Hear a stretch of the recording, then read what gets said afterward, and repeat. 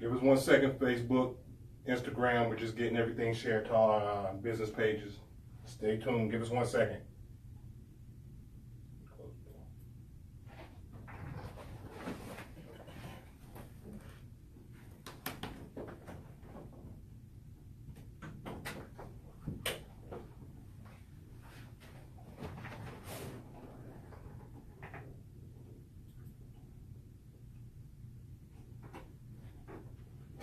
Just waiting for some more viewers to come in.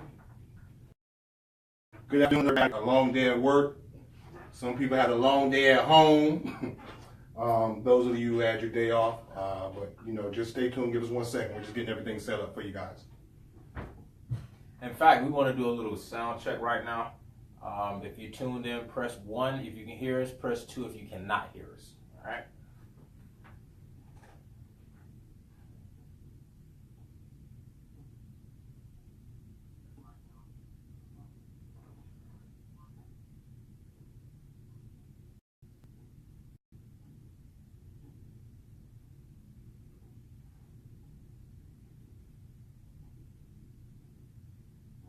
If you can't hear us, press 2, please. If you can't hear us, if you don't mind.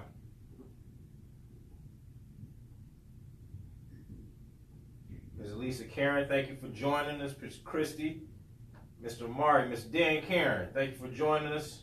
Ms. Evie, we see you. Thank you. Ms. Jacqueline, thank you for joining us. Ms. Naya, thank you. Ms. Lisa Karen, Ms. Hope, thank you for joining us. Ms. April, thank you.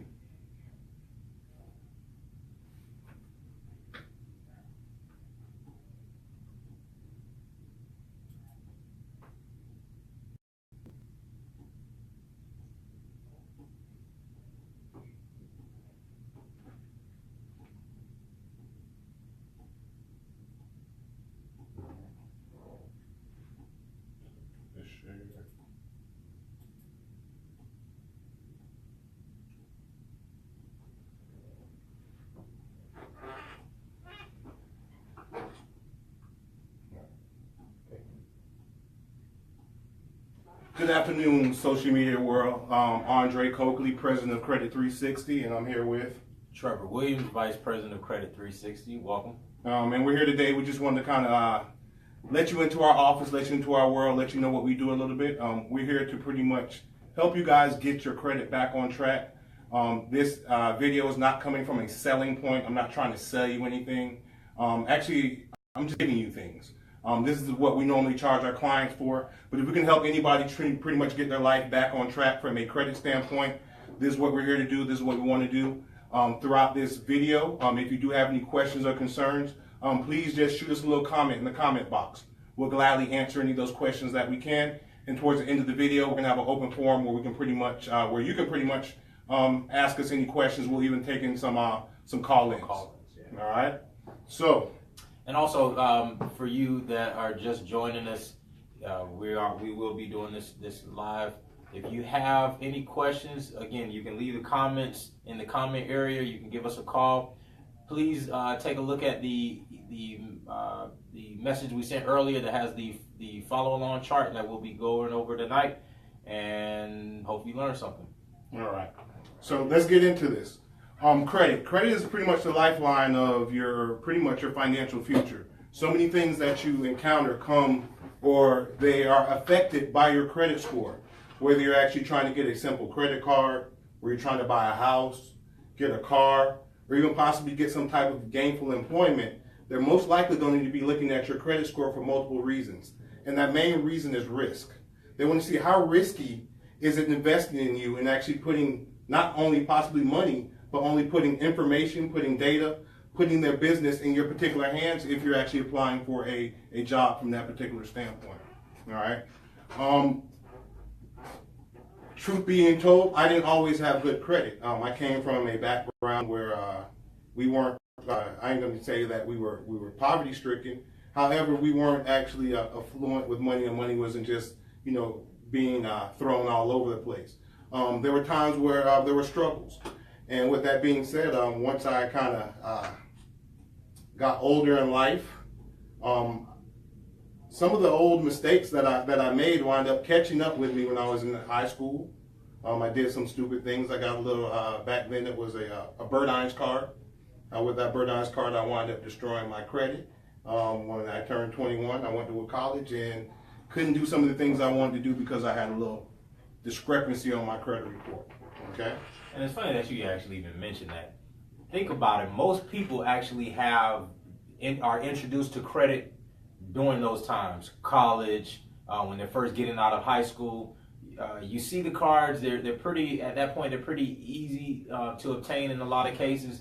But then when you don't know what to do with them, you end up jacking them up. You mess up your credit, and now at that point, we want to get to know exactly what it is to have good credit. So. You're like Andre said, everyone goes through this. No one is exempt from having bad credit. Credit is like trouble. It's easy to get into, but it's hard to get out. So we want to help you get out of the bad habits today. All right, perfect. All right, so let's dig into this. The first category, we're going to talk about your credit score. We're going to break down your credit score. Well, before you do that, I want to make sure that people can hear us. So again, if you can hear us, please press 1. If you cannot hear us, please press 2, and let us know that we are clear, speaking clearly. We're dropping these gems. We're going to let you know how to get your credit back on track. All right, so please tune in. If you can share this to somebody, tag 5 friends. Absolutely. Don't be selfish. Tag 5 friends who can benefit, because some of the tips and tools I give you today, if you kind of get your friends back on track, y'all can create a network and y'all can be kind of fierce. Mr. Derek Harper, thank you for tuning in. Mr. Craig Bethel, thanks for sharing. We appreciate that. All right. All right. So digging into this. All right. Talking about credit score. If you guys saw the chart that we shared earlier, the highest credit score is 850. Okay, so the highest credit score you can possibly get is 850 on the FICO scoring chart, and the lowest credit score is 300. All right. With that being said, that segment in between that 850 credit score and that 300 credit score is 550 points. I'm going to break down that 550 points to pretty much the T, where if you maximize the next 5 segments that we talk about, you have a perfect credit score. Okay. You have a perfect credit score. All right. With that perfect credit score, you'll be able to maximize and be able to do a lot of things that you need to do in life at a cheaper rate, simply because you got your credit in line. All right. So the first category, all right, the first category we're going to talk about is payment history. All right. Payment history allocates for 35% of your credit score. So 1/3 of your credit score is just based off of you paying your bills on time. With that being said, I got a question for the ladies. Ladies, if you have a man and he just comes home on time, the only thing he does right is come home on time, does that make him a good man? If you think that makes him a good man, press 1. If you think he has some other things he needs to work on, please press 2. All right? And we're doing that because we want you to understand that credit is a relationship. All right? If you come home on time on a daily basis, yeah, that's one component of you doing the right thing. However, there's a lot of other components that a man might need to be able to possess in order to capture you to say that he can be a good man. Well, go ahead. Well, ultimately, I'm gonna jump in a little bit later, but okay.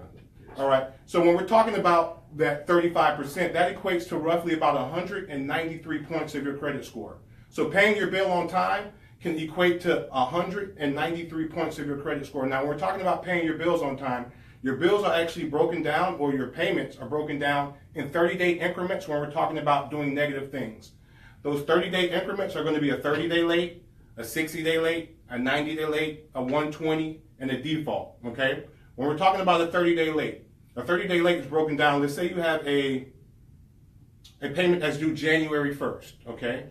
However, you make a payment on January 30th, okay? Even though that was a 30-day period, it doesn't actually go by 30 days itself. It goes by a 30-day billing cycle per se.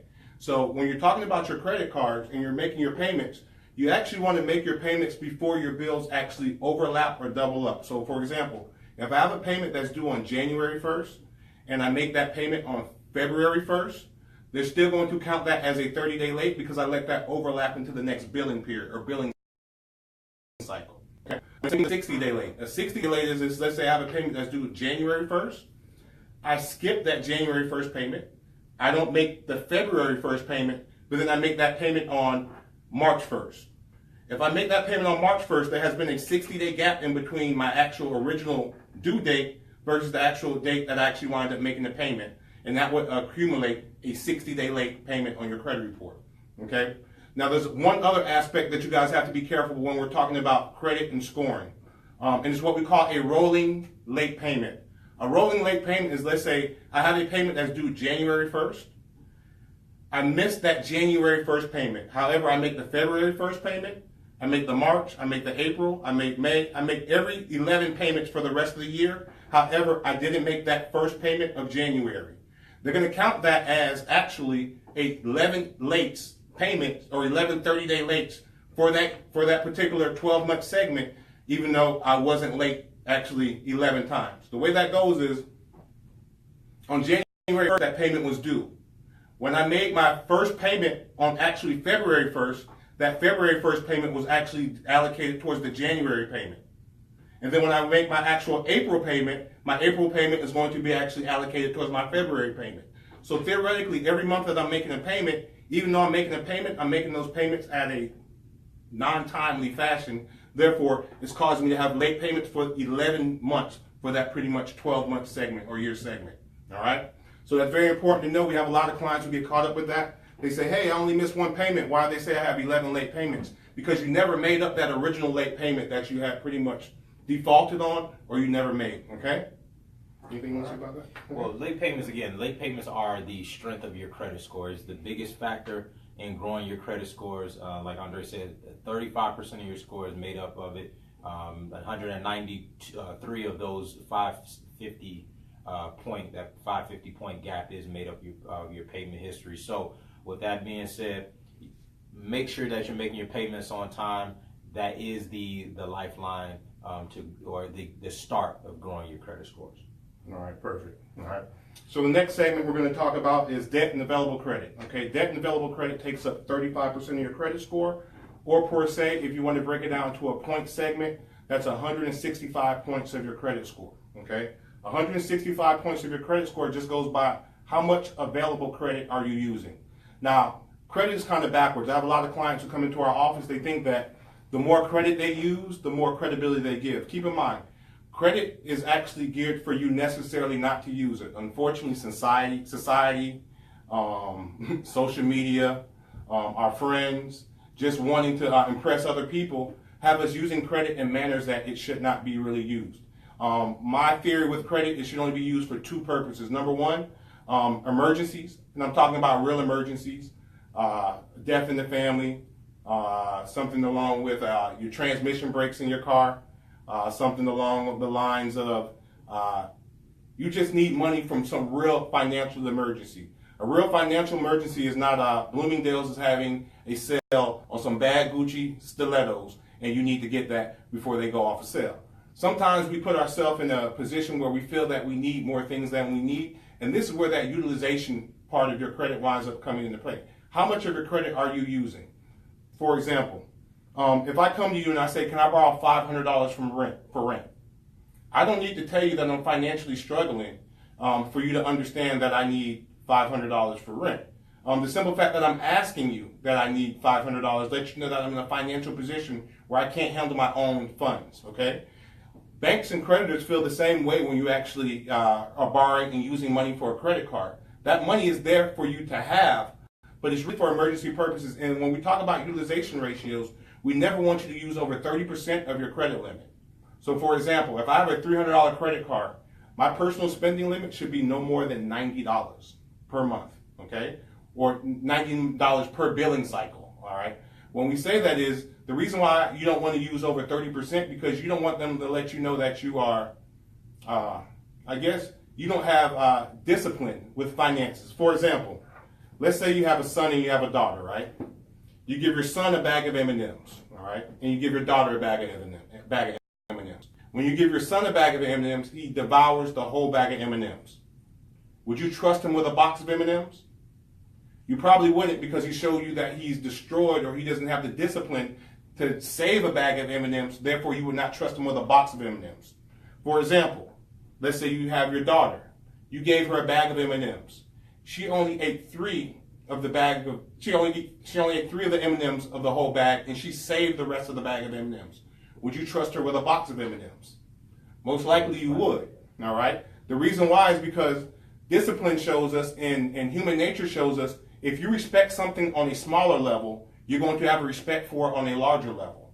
So my daughter, if I had a daughter, and she had a bag of M&Ms, and she only ate 3, I could trust her with a box of M&Ms. And if I can trust her with a box of M&Ms, I can trust her with a warehouse full of M&Ms. Because discipline is discipline. I've never seen a client who had a $300 credit card correctly, but then all of a sudden, when they got a $3,000 limit, all of a sudden it went wild and went on a spending spree. Okay, so most people, if you can handle things on a smaller level, you can handle it on a larger level. So the maximum spending limit on any credit card should be 30% of that particular credit limit. All right. However, the ideal amount that you should be actually using on your credit card per month, the perfect diet, is 5 to 7%. Okay. 5 to 7% means enough that you're nibbling off the credit, enough to let them know that you need them.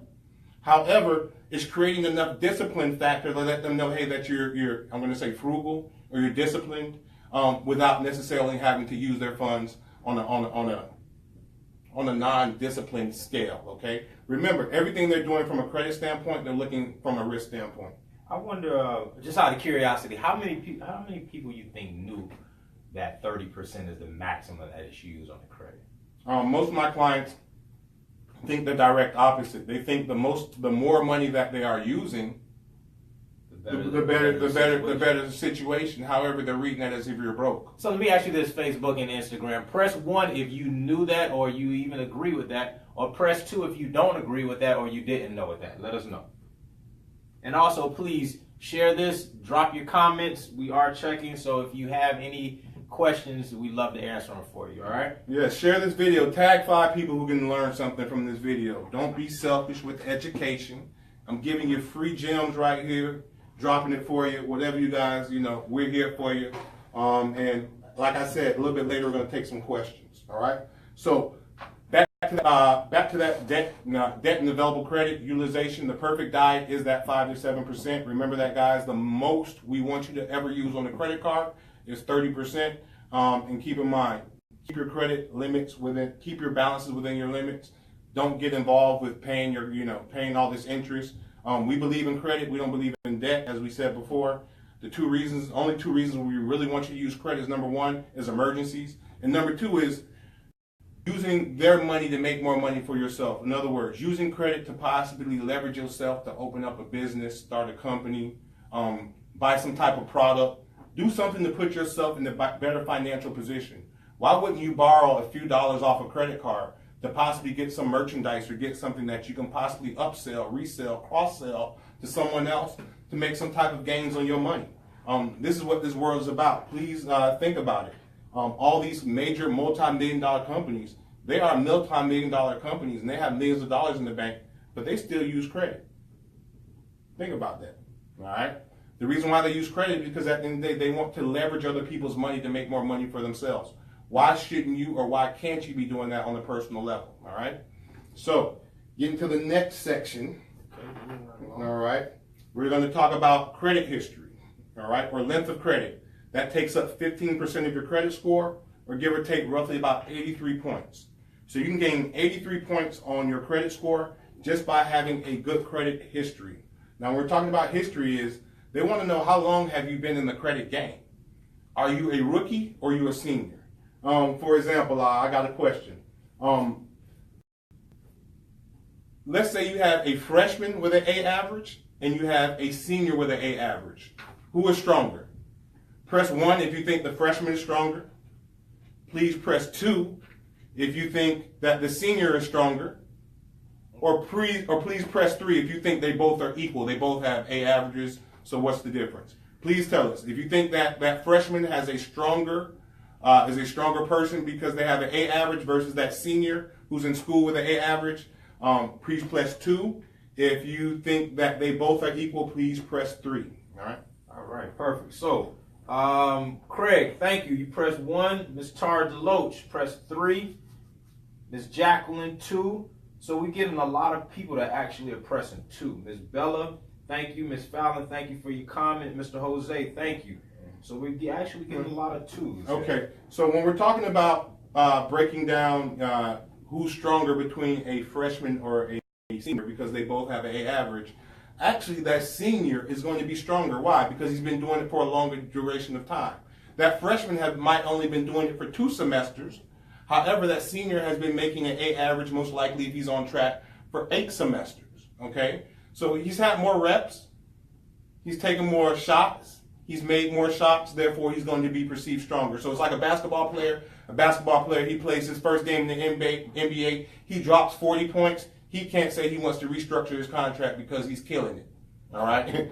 He has to be doing that for a duration of time. You have to actually show that you can drop 40 points day in, day out in order to be considered an all-star, to be able to get that all-star or that franchise price tag. And that's the only way you're going to get that from a credit standpoint.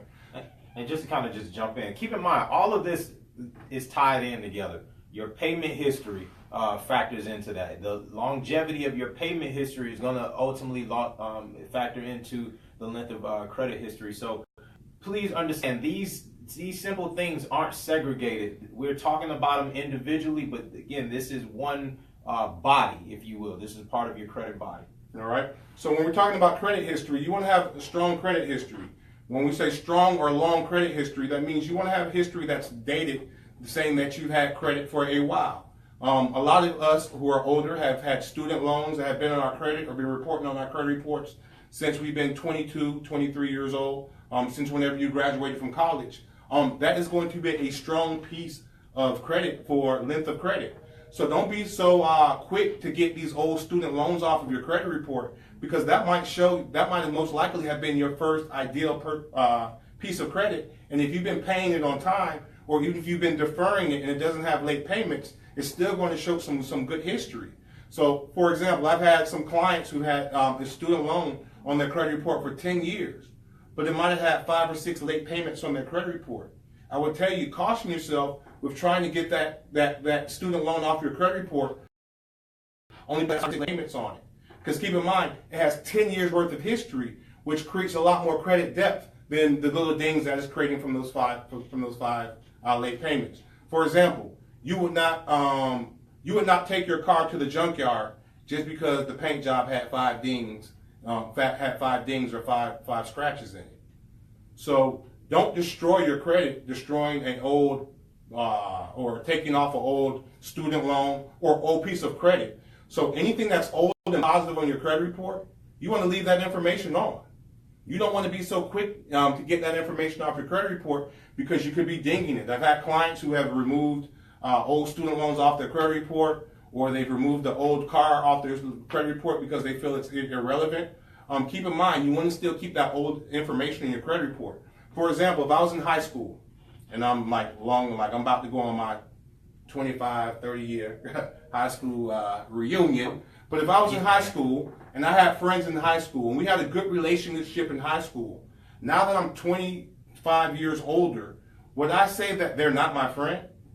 Would I discredit the friendship that we built through those old years? Most likely, if they're my friends then, they're my friends now. So what I'm trying to tell you, from a credit standpoint, showing that you have old relationships shows some character. Think about some of your friends who got new best friends every month. All right? And I'm not saying that there's something wrong with them. However, something could be wrong with them. It might not be just everybody that you encounter has a problem. You might have the problem. All right? So that's just something to kind of keep in mind when we're talking about length of credit history. You want to have long credit history. Please don't take off those old accounts, especially if they don't have negative remarks or derogatory statements on them, okay? All right, so Andre, I got some questions that are just flooding us in Facebook. So we're gonna take a brief moment to answer some of these questions, and then we'll get back to the flow of it. Oh my goodness. All right. Okay, so the first question. As always, is technical difficulties in the matter. Give me 1 second. All right. So give us a second. We had a little technical difficulty. Trevor was trying to pull up the questions, and we can't get the questions, and I got a little delay on my computer. So anyway, we'll just keep talking about length of credit history. Well, let me ask you this. I'm not even gonna go there yet. All right, we're gonna go there a little bit later because that's gonna take me off track. All right, Right. Let's actually go ahead because I actually have the questions up. So the first question that we're going to start with, Jose, what happens if you lose your job and have credit but was unable to pay? If you settle for half of the balance, does that hurt you? Yes. Okay. So theoretically, you never want to. Well, hold on. Let me back up. I don't want to say never. Depending on your options, you really want to be hesitant with just settling on your accounts. First of all, you want to test the validity of that information. Should it be on your credit report? When creditors and bill collectors put information in your credit report, there's a triage of information that they need to verify and validate before they put that on your credit report. So one of the first things you want to do, you want to verify and validate that debt to make sure, number one, that they're legally able to collect that debt.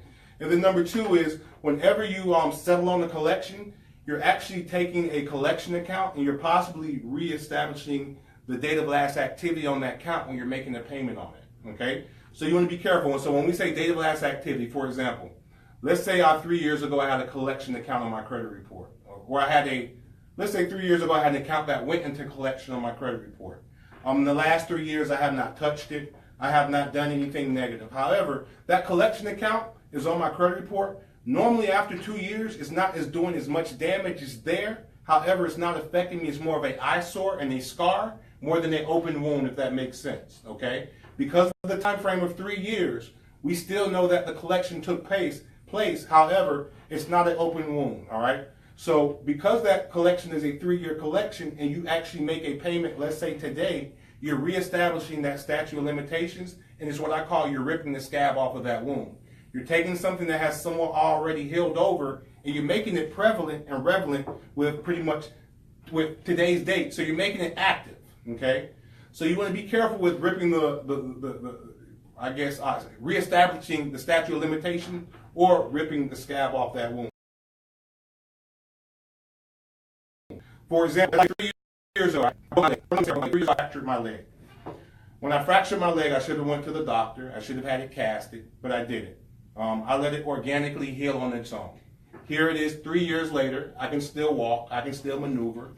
I might not be 100%, but let's say I'm 85%. I can walk, but I have pain or discomfort when I walk because I never let my leg properly heal, okay? So here it is. I want to fix, or I want to correct or get my leg pretty much repaired, and I go to a doctor, right? I go to the doctor. When I go to the doctor, to fix this fractured leg, what he's going to do is he's going to re-break my leg and set it back in place and cast it so it can heal on its own. Now, don't get me wrong.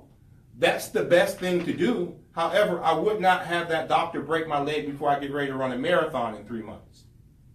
So I would not necessarily advise you to possibly settle on collections if you're getting ready to do something in the immediate future, because it could cause some tremors and could cause some dips in your credit score. However, in that particular situation, I would tell you to advise some type of credit advisor, credit counselor, someone who's versed in credit, who kind of can pretty much guide you and tell you exactly if you're doing something right or wrong. Keep in mind, when people come to my office, they don't realize we're almost like a doctor. When we say a doctor, it's very difficult for a doctor to prescribe someone, number one, without running any tests. And keep in mind, you can never call your doctor's office and say, "Doc, I got a stomach ache." Well, most of y'all. And if you do, your doctor's probably breaking some type of law. But however, most of you guys could not call your doctor and say, "Doc, I got a stomach ache. Can you just throw a prescription to the local Walgreens or CVS and I'll go pick it up?" Most likely he's going to want to take a look at you, make sure your vitals are intact, make sure your blood work is intact. He wants to make sure he's doing these things to make sure he's prescribing you in the right way, all right? And when I say right way, it's because I prescribe, plenty of people. However, we have to be concerned with the side effects. Just like that doctor can prescribe this person, or I can prescribe Trevor some type of medication. However, he might be okay, but I might give that medication to Dan, and he might have nausea. I might give it to Naya, and she might have headaches. I might give it to Steve, and he might have an upset stomach. Okay, so you also have to be concerned with not only the actual prescription, but what are the side effects to the prescription.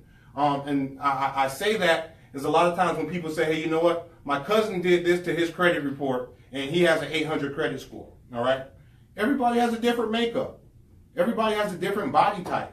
Everybody has a different, pretty much, credit. Me and Trevor, we work out. Me and Trevor sometimes do the same workout. He got almost a six-pack. I got a pudge, all right? But we do the same workout. So keep in mind, just because you're doing the same thing as someone else doesn't mean that you're going to produce the same results, even though what you're doing is identical to them. Because you have a different DNA makeup. You have a different credit makeup. We've seen a few thousand credit reports. I see a few thousand probably a few 100,000 credit reports, excuse me. And I've never seen two identical reports. The same way I've seen no two identical human beings. I've seen twins. I've seen people who look very similar. However, I've never seen two identical human beings, okay? The same way I've never seen two identical credit reports. There are also always going to be some factors, some traits, some characteristics that are different than other credit reports, all right? So keep that in mind. All right. All right. So we have one more question I just want to go through. Ms. Jacqueline has been very patient. What happens if I can't pay my car? What do I do then? If you can't pay your car, all right? Well, you got to be careful if you can't pay your car. Most likely you're going to have some late payments on your credit report. However, there are some things you can possibly do in the future to try to set up the future with your lender. If you can't pay your car payments, one of the first things I would tell you to do is call your lender and tell them that you're having some type of financial difficulties, because they might be able to put some of those payments on the back end of your loan. Keep in mind, a lot of people don't know that most lenders will put up to 2 payments on the back end of the loan for your vehicle. However, be careful when you're doing that. If you're putting those 2 payments on the back end of the loan and you're extending your loan by 2 more months. So if you do that for 4 years, it's actually not going to take you that 4-year mark to pay off that vehicle. You're going to pay it off roughly in 4 years and 8 months, because you're going to add those 2 months for each year. So 2 times 4 is 8, plus the 4 original years, which is going to be 4 times 4 years, 8 months. All right. So you want to be careful with deferring it. However, it can be a way for you to kind of create a little breathing room and create some space to put yourself in position to actually either possibly find someone to, or find some type of part-time job, put yourself in some other financial situation to be able to help pay for that car payment. All right. All right, cool. And also, I'd just like to thank all of you that are joining us via Instagram. We thank you for tuning in. Again, if you're listening on via Facebook or Instagram, press 1. If you can hear us, press 2. If you cannot hear us, all right? You want to go back to, where are we now? Types? Yes, types of credit, okay? So we're talking about types of credit, all right? Types of credit will contribute to actually 10% of your credit score, or 55 points. Having different types of credit in that segment is what they're looking for. And those 3 different types of credit are going to be revolving accounts. Revolving accounts are credit cards. Installment accounts. Installment accounts are going to be like a mortgage, a car payment. When we're talking about installment is an account that we say it amortizes. When we say it amortizes, it has a start date and a fixed ending date, okay? So when you get a car or you buy a car, keep in mind, it's for a fixed amount of time. It's for a 4-year period, 5-year period, 6-year period, therefore, all right? So you have revolving, which are credit cards. Now, when we talk about revolving credit cards go on forever, okay? A credit card can outlive you, or your debt can outlive you on a credit card if you're not making sufficient payments on that. That means if you're making minimum payments on certain types of debt, it will continue to swell, and you will never be able to even pay that debt off making minimum payments. So beware of just making minimum payments. You always want to kind of pay more than what you're supposed to in order to pay principal and not paying all that interest, okay? So we have the 3 different types of credit, and I kind of got a little bit off track there. We have revolving, okay? Revolving types, that's credit cards. We have installment. Installments are going to be like personal loans, car loans, mortgage loans, student loans. And then we have what we call open-end loans, okay?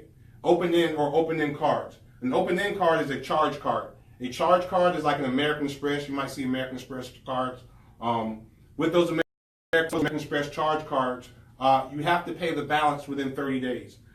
For example, you have the American Express Platinum card. You can spend $50,000 in 1 month. However, if I were to spend $50,000 on my Platinum card in 1 month, I would have to pay $50,000 off in 1 month. Okay. Keep in mind, there is no true grace period. The grace period is 30 days. There's no ifs, ands, or buts about it. That is a open-end account. The reason why they want you to have multiple different types of credit is the reason why a woman wants a man to have multiple different type of qualities. All right. All right. When you're dealing with a man, ladies, you want him to be mentally stable. Correct. You want him to be physically stable. Press 1. Press 1 if you agree. Press 2 if you don't agree. All right. And you also want him to be spiritually stable. All right. How many times have you ran across someone? They might have the physical appeal that you like, but when you dig a little bit deeper, they don't have that psychological appeal. All right. Or they don't have that, or they don't have that mental appeal. So when we're talking from a credit standpoint, credit card companies and credit issuers and credit score grantors want to make sure that you're well versed. When we're talking about well versed, a revolving line of credit is one of those short-term line of credits. When we're talking about short-term, I spend $30 today. I have the capabilities of paying $30 off tomorrow if I'm paying my bills in a disciplined manner. Okay, you have the capabilities to pay your money off immediately with a revolving credit card. With installment accounts, it amortizes for a period of time. And keep in mind, I have some clients who come to me. I had a client the other day. He was saying that he had good credit.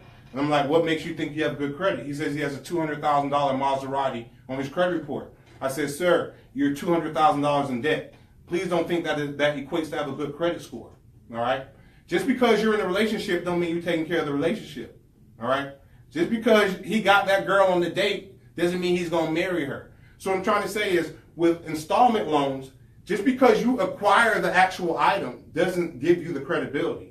The credibility means can you actually stay in confines of the relationship and actually pay that loan off per the terms of agreements that you made from day one of that relationship. So that's equivalent to when you meet someone, right? Everything is all bubbly on the first month, all right? They're the perfect person in the world. They make no mistakes. He calls you every day. But as time goes on, those things kind of get a little bit, the attention span gets lessened, right? You don't get any more text messages, no more I love you phone calls. All of it stops. All right, exactly. Or not even a relationship. Think about when you first got your brand new car. You wash that baby every week, right? But after you've had that car for 3 or 4 years, do you wash it every week or do you let weeks go by? Why? Because you've gotten a little bit accustomed to it, right? And the desire to take care of things through time gets a little bit weakened. And that's what lenders and credit issuers know. That's why when you actually get a student loan or you get an installment loan, you don't get fully credibility till you pay it off. So hypothetically, here's day one. They give me, I got a student loan for $50,000. As I slowly make off that payment, pay off those payments, they're slowly giving me credibility for it, all right? Because they're saying, Andre, we gave you a term of, let's say, 5 years. We gave you a term of, let's say, 20 years. So we have to see how you handle us for that full duration of that term, just not for the first 2 or 3 months, all right? So just because you get a car or you acquire a house or you get these type of things doesn't necessarily equate that you can handle your debt exposure. It just means that you're able to acquire. However, through time and payment trending data, they're able to see that, you know what, you're in a financial position where you can handle multiple items, and therefore you're going to actually maximize the whole 55 point in the types of credit segment, all right? I'll jump in on that. Keep in mind, the revolving credit is the addition of credit, where installment credit is the addition of debt. Quick example, if I give you 2 lines of credit, both $20,000, you take the installment line of credit and purchase a $20,000 car, you instantly created $20,000 of debt. As opposed to, I give you a $20,000 credit card, put the card in your hand and it's open and active, but you haven't used it yet, you have available to you $20,000. So understand that revolving line of credit will always grow your credit score faster than that installment line or even the open-end account, because ultimately, again, it's not giving you the credit that you're looking for, the utilization or the gap in the utilization. It's giving you debt. So just keep that in mind. Yeah. So remember, a car payment or a student loan payment or a personal loan payment captures nothing of the available debt and available credit category. You get none of that 30% because there's no available credit in that particular segment. All right. So that's why a credit card can actually create a lot more juice than just actually getting an installment loan on your credit report. All right. So I think I saw a question on here from Miss Truesdale. She put, "Is it good or bad to pay off a credit card and close it?" Okay.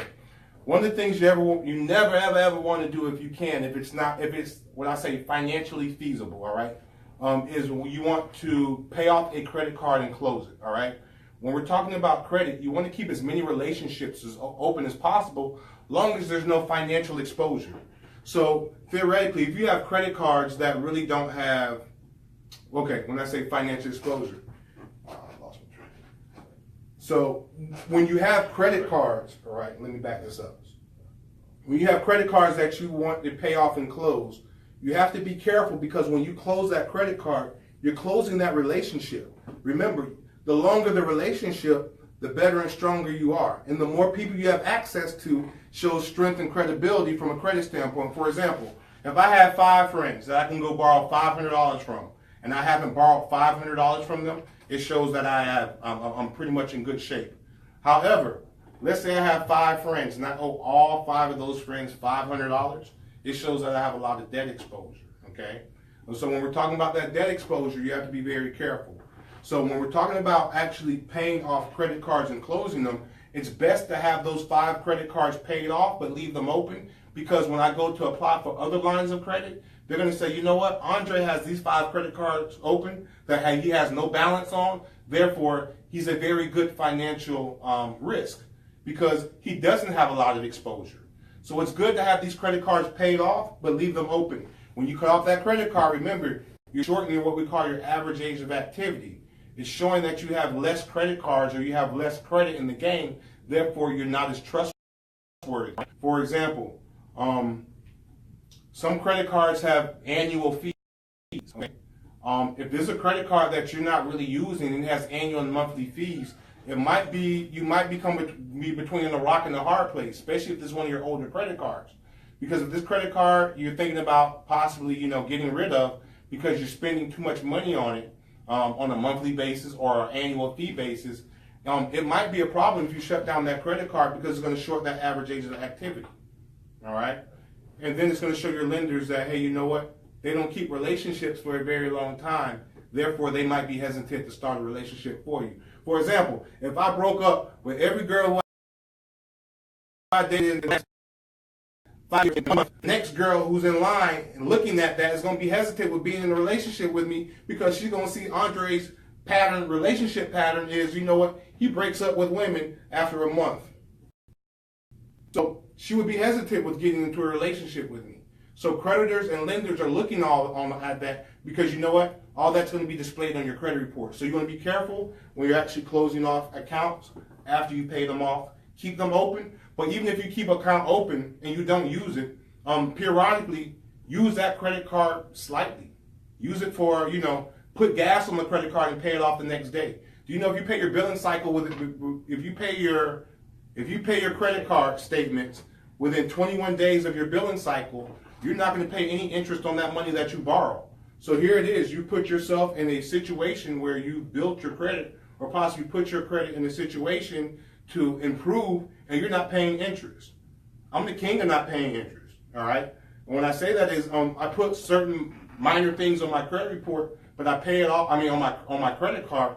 However, I pay it off in a fast enough manner to where there's no interest being allocated on that particular credit card. Okay. All right. So we have a comment from Miss Courtney. Also, the creditor can also call the creditor and see if they have new credit cards that you can switch to without an annual fee. Exactly. So there might be credit cards out there that don't have annual fees that you can, or within that particular credit card issuer, where they might change you to. However, in my experience, most cases they're going to issue a brand new credit card number with a brand new issue date. All right. So be careful with that. All right. Make sure you ask these questions prior to. Just don't go in saying, hey, you know what, transfer me, because keep in mind, that person you're talking on the phone is most likely just a customer service rep. And they probably get some type of allocation for upgrading you or cross-selling you to something else. So would they really care about the information that you're looking for? Or you think they're really concerned with that? So just be careful with that. However, yes, do ask. I have a saying in my office: the squeaky wheel gets the oil. That means if you're not asking, you're probably not going to get what you want. But sometimes you can accomplish just what you want just by asking for what you want. But however, if you are looking to see if they have other credit cards that don't have annual fees, be very, very careful that new credit card they're transferring or switching you to does not have a brand new start date or a brand new born date of the day of switch. Okay. All right. So let me ask you guys this. All right. Hopefully you guys are learning a lot and it's really coming in clear. Please press 1 if you are satisfied with what Andre is communicating to you. If you're learning a lot, please press 2 if you feel like you need more help. All right. All right. So the last segment, all right, when we're breaking down your credit score. So let me just kind of give a little recap. First of all, we talked about payment history. Payment history was 35% of your credit score, or 193 points. So we're breaking down that 550 point segment or category between the highest credit score of 850 and the lowest credit score of 300. That 550 points is everything that you do in these 5 parts that we're talking about that's going to help kind of categorize or actually excel your credit. So that first part is payment history, which takes up 35% of your credit score or 193 points, okay? The next largest category is debt or available credit, and that takes up 30% of your credit score or 165 points, okay? So 165 points of your credit score is based off of just how much available credit you're using. And then the next segment is going to be limited history. How long have you been in the game? Are you a rookie or are you a freshman? All that plays a major role when we're talking about a credit standpoint. Again, that's like the basketball analogy. If a basketball player scores 40 points in his first game in the NBA, can he actually ask for a franchise contract? Most likely he's not going to be able to. His head coach is going to be like, son, do that every game and we'll talk to you at the end of the year, right? And that's how that works, all right? So the next segment is going to be types of credit. That allocates for 10% of your credit score or 55 points. Types of credit: installment, revolving, open-end accounts. We talked about that. And the last category is going to be frequency or types of credit, or what we like to call inquiries. How much are you actually trying to apply for credit, all right? So I told y'all, credit is a relationship, right? So inquiries or frequency of new credit. So let me give you a story, ladies. Okay, so let's say a guy, he goes to the club, right? He goes and he tries to talk to 20 chicks. He gets to the 21st chick and he says, you know what, baby, you the one, all right? And she knows that he talked to the other 20 chicks prior to talking to her. Do you think she's going to give this guy the time of day? Most likely not, because she's going to know that she was the 21st choice of this particular venture of causing a relationship. And creditors and lenders feel the same way. When you're out there applying for a lot of credit, it does things to your credit score. It affects your credit score. Every time you have somebody run your credit report, there are some exceptions to that, which I'll go over in a second. However, anytime somebody runs your credit report, it has the potential to lower your score. I'm not going to say that every time you have a credit inquiry, it's going to lower your score. It has the potential to lower your score. All right.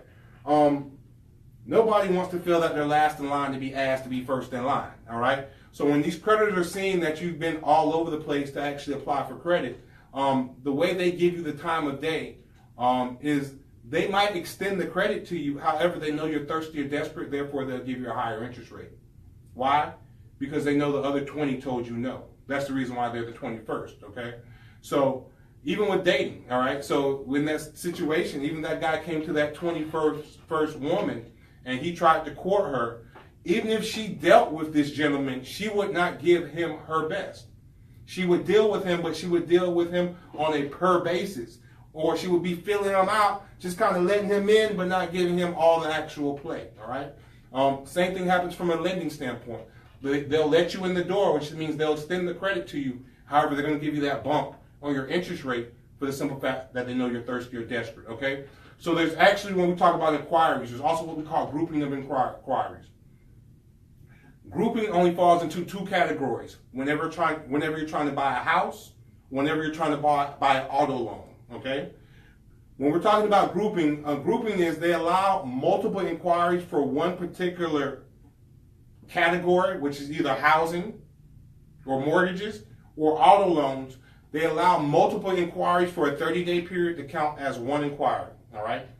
For example, let's say I'm getting ready to buy a car. I go to 10 car dealerships over the next week. All right. Those 10 car dealerships, every inquiry is going to show on my credit report. So they're going to be physically shown on my credit report. However, 10 inquiries are only going to affect my credit report as one inquiry. All right. The reason why they do that is they allow you to shop as a consumer.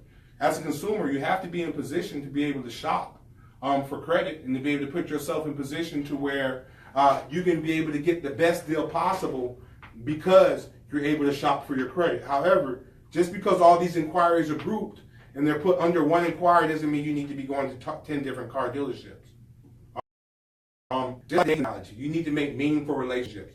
Anything that you want to do from a credit standpoint is equivalent to putting your body on the line. You would not go out there and just sleep with everybody. So there's no reason why you should go out there and put your credit out there with everybody for the simple sake of finding relationships versus trying to create a meaningful relationship. All right. So everybody's not going to be for you. All right. From a credit standpoint. Just for example, getting off track. I have clients who have 800 credit scores and still get denied for credit. The reason why, they just didn't fit the criteria. Keep in mind, just because you have good credit doesn't mean somebody has to accept you. Just because you look good does not mean somebody has to be in a relationship with you. You might not look good to them. For example, I can say Beyonce's a good-looking woman. Trevor can say she's all right. She all right? He say, all right. However, we can have Dan. Dan can say, you know what? She's completely unattractive to him. And there's nothing that we can do to make Beyonce attractive to someone who thinks that she's not attractive.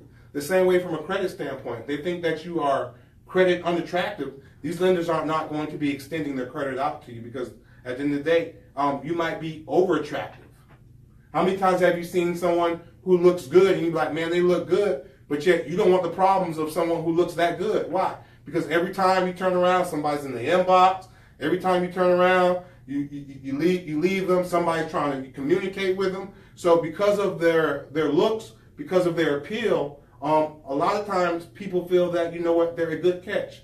But how many times do we know that people might just look good on the inside, but they might not be so good they might look good on the outside, but might not be so good on the inside, all right? So that's just a little food for thought. I pretty much covered all 5 segments of your credit score. Now you guys know how to get that perfect 850 credit score. Were there any questions or concerns? Yeah, we actually have a question, Ms. LaShawn. Is it a good or bad idea to file for bankruptcy? Okay. I'm not an attorney, number one, all right? So I cannot give you legal advice. If you are thinking about filing for bankruptcy, I would tell anybody, number one, you might want to consult a bankruptcy attorney so you can see all your options. However, I would caution people to be careful. A lot of us file bankruptcy for a credit repair technique or method, all right? So what I'm trying to say is just because you got a few late payments or you have repossession on your credit report or you have, a few credit cards that are in default, doesn't necessarily mean you need to file for bankruptcy. You need to think about the consequences of filing for bankruptcy. For example, we had a client the other day. She filed bankruptcy because she had a repossession on the credit report and she thought the bankruptcy would take care of the repossession. However, in some components, in some capacities, that bankruptcy did handle or straighten out the repossession. However, it put her in a position with her job. Because of her job, she works in the law enforcement segment or category. And because of that, the third-party security issuance company who issues her security clearance would not issue her security clearance because she had recent bankruptcy. And a lot of people say, well, what does that have to do with her? What does a bankruptcy have to do with her job? At the end of the day, if you file for bankruptcy, they think you're in financial distress. And now you can be financially compromised. When I say financially compromised, you might take a bribe. You might possibly take money out of the cash register. You might steal their product. You might do something because they know that you cannot financially handle your particular financial situation at that particular time. So you want to be careful with filing for bankruptcy for credit issues. I tell anybody who's getting ready to file for bankruptcy, You want to consult an attorney, but you also want to consult possibly someone who's versed in credit to let you know your options, all right? Because the bankruptcy might solve some of those credit options. However, it's going to possibly put you in a different segment. Financial options.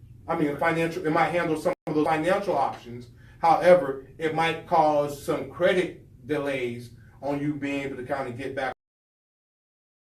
on track. Right? If you're trying to buy a house or something, that bankruptcy could possibly hinder you. You might have to season it, is what we say. Seasoning means a certain amount of time has to go by, even with good credit, before they will allow you to buy a house.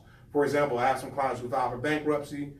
They've come to us. We've restructured and restructured their credit, put them in a position where they have high credit scores to be able to qualify for a mortgage. However, no bank will not take them because of the bankruptcy.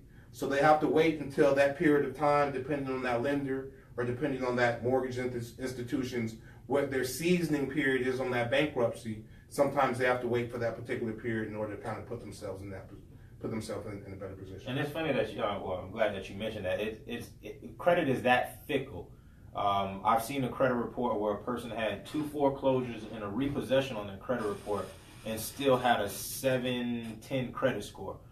And so with that being said, these factors are so fickle. You can't literally make everything cookie cut. So understand when Andre's saying, these things are very, if you will, I'm sorry, very fragile. But and so you never want to take it for granted. I want to kind of move on because we only have a few more minutes. I just want to have you answer some more of these questions. Question: How long does inquiry stay on your credit report? All right. Inquiry stay on your credit report for 2 years. Okay. So that 2-year period is how long an inquiry stay on your credit report. Hypothetically, I pick up an inquiry today, is going to drop off April 25th, 2020. Correct? 2 years from now, all right? However, inquiries only affect your credit score for 1 year, okay? So when I say 1 year it goes back to that whole pain idea or that whole scar. Actually, an inquiry only hurts, or the pain only is there for 1 year. It only affects the credit score for 1 year. However, the scar stays on your credit report for 2 years, all right? So I hope that explains that example. Inquiries stay on your credit report for 2 years. However, they only affect the credit score for 1 year, okay? Okay. And then I have one more question. How can we sign up or get more information about Credit 360? If you need any information, feel free to follow us, Credit 360, on our website. Credit 360 on Facebook. You can follow us on our website, www.credit360.biz. That is credit360.biz. Once again, www.credit360.biz. Or feel free to give us a call. We're here to answer any questions or concerns.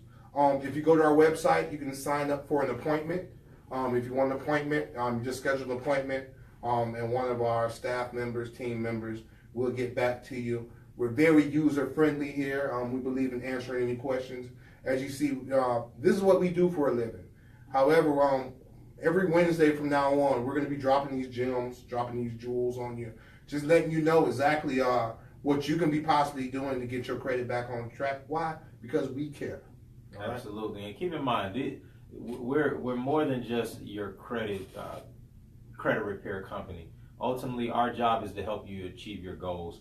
More often than not, we have people coming here that just simply want a new chance at life. So don't ever feel like your credit is so bad to where you can't get back on track. Don't feel like there's a question that's too in depth or too out of realm for us to answer. If you want our help, we are here for you, like Andre said, definitely. All right. Once again, if you need us, feel free to contact us. Share this video, please, before you go, man. Share it to 5 friends. Tag 5 people. Change 5 lives, all right? And the reason why we want to do that is because Because we don't need no more selfish people. At the end of the day, we want everybody, not just you, but the people around you to have great credit. So if you're sharing this, then that means you care about the people next to you and around you. And if the people around you got good credit, they won't have to beg you for money. All right? Right. And that could be me, so get your credit. All right. So we appreciate you hanging out with us, Credit 360. We're here. We love you guys. Thank you. If you have any questions or concerns, feel free to contact us. Share this video, 5 friends, tag 5 people. At the end of the day, we just want to help you guys, help yourselves. If you need us, feel free to hit us on the website, www.credit360.biz. That's B-I-Z. Or feel free to give us a call at 866-840-4646. We love y'all. Peace. Thank you. Peace. All right.